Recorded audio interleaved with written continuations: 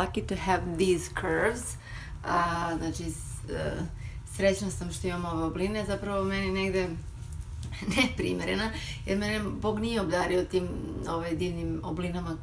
kao što je Jennifer Lopez ili neke druge žene, tako da je kod mene to malo smešno da ja to nosim, ali meni je to bilo kao fora da ja to obučem. Ne volim da pričam unapred, već sam pričala, tako da više ne znam ni šta da očekujem.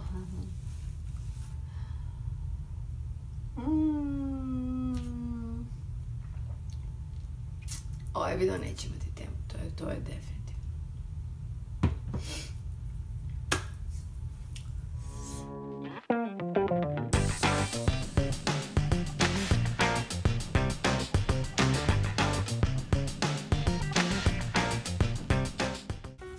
Vidite koju majicu imam, ja sad ne vidim. To je majica koju sam kupila pre koncerta prošle godine kad sam išla na koncert Jennifer Lopez i ne mogu ništa od njega, pošto on neće da bude sam i dere se, tako da moramo da budemo zajedno opet.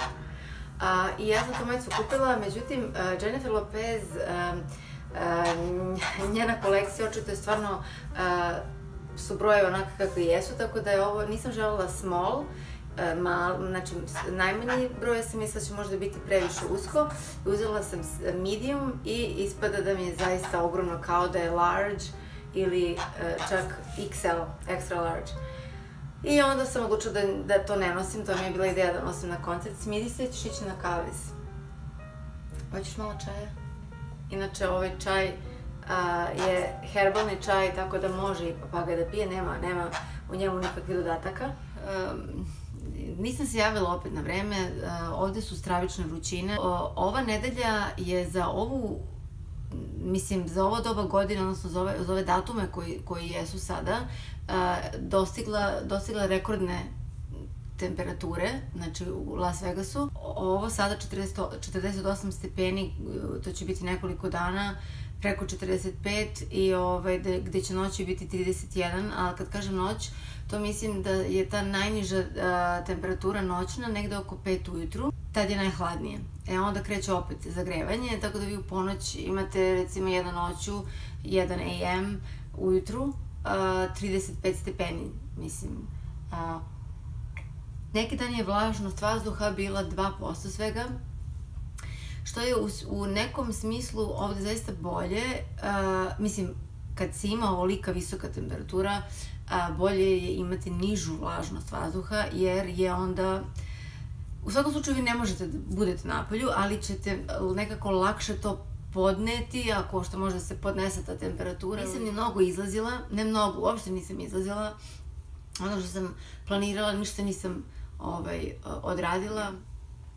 Uglavnom, meni se sad stvorila tenzija kako se spakovati i šta spakovati, a da to bude dovoljno i za 7 dana, mislim svakako će biti, a ako ostanem 3 nedelje, da opet bude dovoljno. Ono što sam ja radila ranije, ja sam razne videa gledala i ništa mi to ne pomaže, iz prostog razloga što meni, znači ja mogu da natrpam u jedan kofer, ali taj kofer, mene može sve da stane u taj kofer, ali ona će biti, pošto idem avionom, preko svoje kilaže. Znači, moram da vodim računa tačno koliko čega šta stavljam, jer moje pakovanje do sada uvek kad sam odlazila na Srbiju,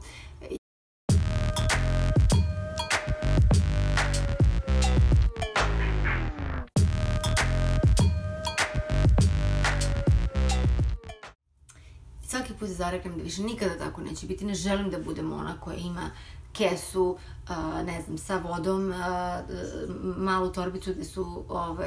ne znam, najosnovnije stvari, pasoš i tako dalje, pa onda tu malo veću torbu gde mi stanu još neke stvari, lekovi, pa onda ručni prtljak koji uvek, zbog te kilaže, uvek ponesem da imam, da obučem za sutradan u slučaju da se izgubi prtljag, znači da imam osnovno da se presvučem i tako dalje, to se brzo nakupi tih 6 ili 8 kilograma i onda još ako nosim kompjuter, ako još ponesem, jednom sam, kad sam išla u Srbiju, vodila i soks, znači psa, znači meni su ramena, ja nisam mogla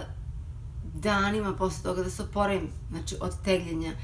znači imam te ručne na točkiće, ali ovo sve ostalo, inače vidim ono ljudi idu gospođe i tu imaju bre torbicu, tašnicu malu sa svojim ličnim dokumentima, na točkiće prtljažić, mi večito nešto, ne znam u čemu je problem i ne znam kako ću još da se spakujem. Ono što sam naučila, ali to je moj brat koji živi u Švedskoj, brat od tetke, i od nekih lekara, svaki put avionom, znači svako letenje koje je duže od 3,5 ili 4 sata, ili znači u tom nekom preko 3 sata, oni kupuju, odnosno oblače, navuku te specijalne čarape za vene i to mi dodatno komplikuje i kako se obući, mislim, ali ja sam to stvarno prvi put uzela prošle godine, pre 2-3 godine kad sam ono zadnji put bila u Srbiji, jer je taj put dugačak, 2 sata leta, pa onda posle 13 sati leta, neprekidnog to je 13 sati i za vene, nezavisno od toga da li ste bolesni, zdravi, mladi ili stari, vene se tako čuvaju i vaše zdravlje pre svega. Svi lekari koji imaju svest o tome nosite čarape za vene i tako sam ja to videla mog brata i moje snaje i tako sam ja to uzela i mislim u Resavskoj ulici da ima specijalna radnja, imate različitih boja, imate različitih i dužina. Ja sam to tamo uzela i tamo sam uzela imati i rukavice što izgledaju kao rukavice za pranje sudova jer se time navlače da to mora specijalno da se navuče na noge, znači da noge budu u vazduhu neko vreme, da se spusti sva krv i onda se one navlače, uopšte se ne vuku, nego se samo malo, da kažem, nameste na prste, znači na stopalo i onda se sa tim gumenim tim rukavicama, jer vi u suprotnom ćete napraviti rupe i izvući to se tako navuče. Mnogi to ne vole, ali mislim da to stvarno može mnogo da doprinese, pogotovo ako je dugi let, ako ne hodate u toku leta na tim visokim amplitudama i na drugačiji vazduh i sve, prosto se stvaraju neki uslovi za neke probleme koje biste mogli svakako sprečiti i čuvati na kraju krajeva vaše krvne sudove, tako da to definitivno nosim. I trudit ću se, kažem, ovog puta, ja vam neću naravno pokazivati sad šta sad tu u mom koferu, ja imam običaj da počnem da se pakujem mesec dana pre, ali uvek posle u posljednjem trenutku neke stvari ukačem i nema tog videa koji mi je pomogao kako ja da se spremim, jer ja uvek mislim da sam specifična jer imam specifične potrebe, mislim realne, ne ono sad prohteve, nego stvarno u odnosu na moje stanje. Ja, kao što sam rekla, sad već fobijam od aviona, to će biti avantura, možda ću to snimiti, kako preživeti i kako u stvari se nositi sa strahom od aviona. U stvari znam odgovor, nemojte da letite, brate, nemojte da letite, idite vozom, idite autom, nemojte da idete avionom, problem je rešen. Međutim, zaista do Njujorka takve linije voza ne postoje. Drugo, kolima vam treba verovatno 6-7 dana, treba i noćiti, ne možete vi voziti non stop, tako da mi koji moramo da idemo avionom, mislim, ja zaista nemam drugu opciju. Ja verovatno ću uzeti jaču dozu sedativa, to ću morati jer prosto dobijem takvu tahikardiju da onda počnem da strepim da ću da umrem od straha, a ne, mislim, od sopstvenog straha, a ne od nečega što bi eventualno moglo da se dogodi, što bi tek bilo glupa smrt, katastrofa, ali dobro. Znači, najbitnije je poneti lična dokumenta, to svi znaju, mobilni telefon, punjač, poneti lekove ako koristite ili pri ruci imati za glavobolju i tako dalje. Dobro je možda poneti za one koji prvi put idu, mislim da su Dramamini se zovu, lekovi protiv mučnine i tako dalje, to je inače dobro i za one koji idu autobusom. Čarape za vene, da, znam, zvuči kao baba, ali to mladi ljudi, verujte mi, koriste, koji često putuju ili koji imaju velike puteve. Poneti u ručnom prtljagu, ja tako bar radim uvek, ono što da imam za sutradan, da se presvučem u slučaju da mi se zagubi prtljag, jer mi se to dešavalo. Dobro, fotoaparat,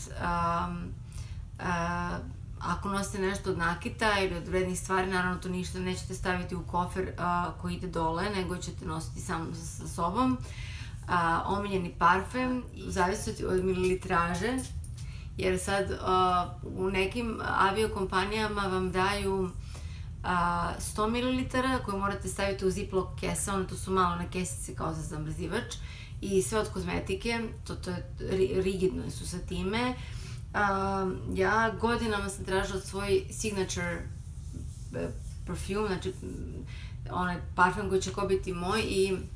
i dalje nisam sigurna da sam našla, ali parfum koji sam koristila unazad 10-15 godina,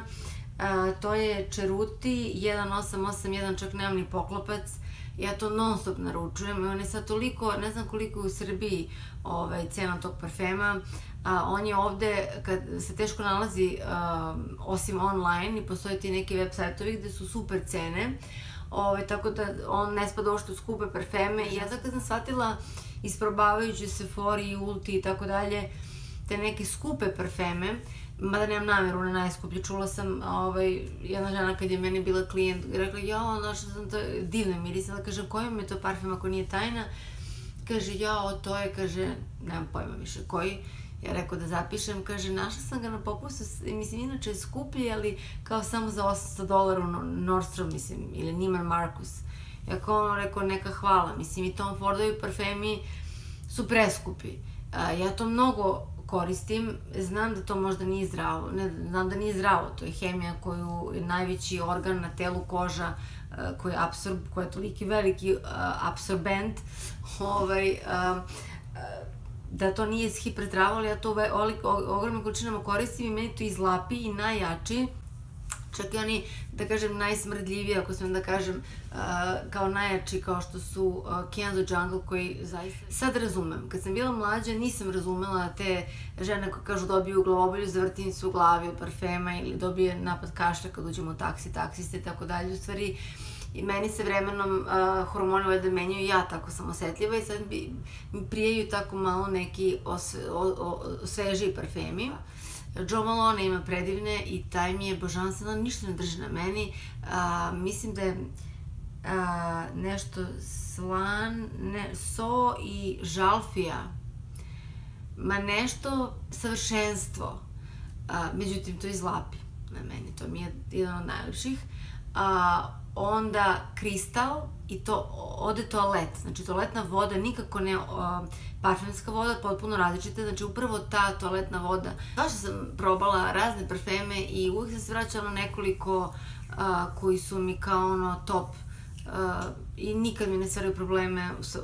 glavobolja i tako da. To je od Estée Lauder Pleasures, on je prvi. Onda je bio svojevremeno, sad je ukinut Jean Franco Ferré GFFFF unisex parfem, vrlo čudan, na mojoj koži je odličan, ali njega više ne proizvode, i ovaj Ceruti 1881, njihov prvi koji je Nino Ceruti lansirao.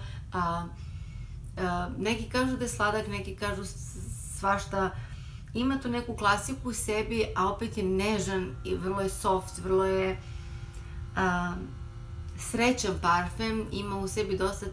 tih nekih herbalnih tonova, ima i tog čaja od kamilice, ali ima i tog nekog mošusa i te neke, ne znam kako da objasnim, nisam neki ekspert stvarno za parfeme, i kad god imam bilo kakvu dilemu, nikad mi nije muka od ovog parfema, to ne znači da vama neće biti. Imam more nekih drugih koji su wow, ovako i onako, jer on je onako jedna čista duša, jedan parfem koji je uvek tu za tebe, koji će te razumeti, koji će te utešiti, i ti ćeš kao valjda jednom shvatiti da je to to, i da je to tvoj signature parfem i da je to jedan jedini, da nema prevare. Znači, bez parfema se ne ide, naravno sredstvo za dezinfekciju, maramice i tako dalje, to je ono najosnovnije, mislim da ništa nisam zaboravila, ta osnovna higijena, i to vam je primarno, a sve ostalo možete negde da okupite. Želim se da vas pozdravim, da im budete dobro, čujem da je u Beogradu toplo, čujete se vrućine, pijte dovoljno tečnosti, budite pametni, ne izlažite se suncu od 11 do 4 popodne. Ovde, verujte mi, kažem, posle 4-5 je pakao isto, to za nas ovde ne važi. I vidimo se uskoro i zaista imam nameru da malo češće snimam, prosto da su mi takve okolnosti bile, imala sam toliko birokratskih poslova i obaveza da nisam jednostavno uspela da nađem niti vremena, niti inspiraciju, pre svega taj neki osjećaj, jer bez toga ja ne mogu da snimam. Tako da, sve vas puno pozdravljam, vidimo se uskoro za nekoliko dana, budite mi dobro, ćao!